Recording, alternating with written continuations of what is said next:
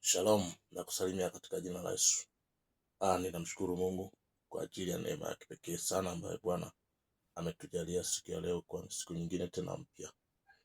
Bwana Yesu asifiwe. Nataka nikutie moyo katika jambo moja. Kwanza, unatakiwa ufahamu ya kwamba maisha yako yanakuwa ni maisha yako pale ambapo unakuwa unapambania ndoto zako. Lakini maisha yako yakishafanikisha kile unachokitafuta, hayawi tena maisha yako, yanakuwa ni maisha ya watu wengi.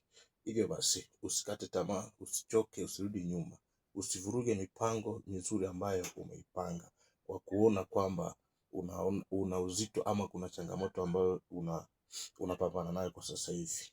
Na kutia moyo, pambana. Wewe umebeba watu wengi sana nyuma ya maisha yako. Wapo watu ambao watatokea tu baada ya kufanikiwa kwako. Wapo watu tu watakuhitaji utakapofanikiwa. Wapo watu ambao watakukumbuka utakapokuwa umeshafanikiwa. Hivyo basi, jitambue kwamba thamani yako ni kubwa kwa sababu umebeba watu wengi nyuma.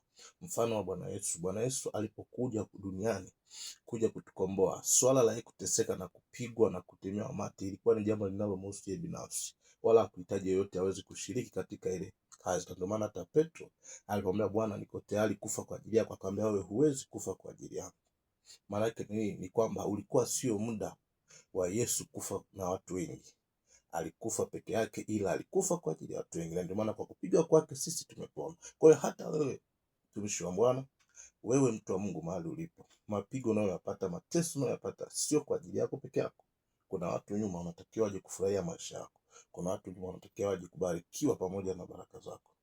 Bwana akutie nguvu, Bwana akupe moyo wa kusonga mbele. Barikiwa.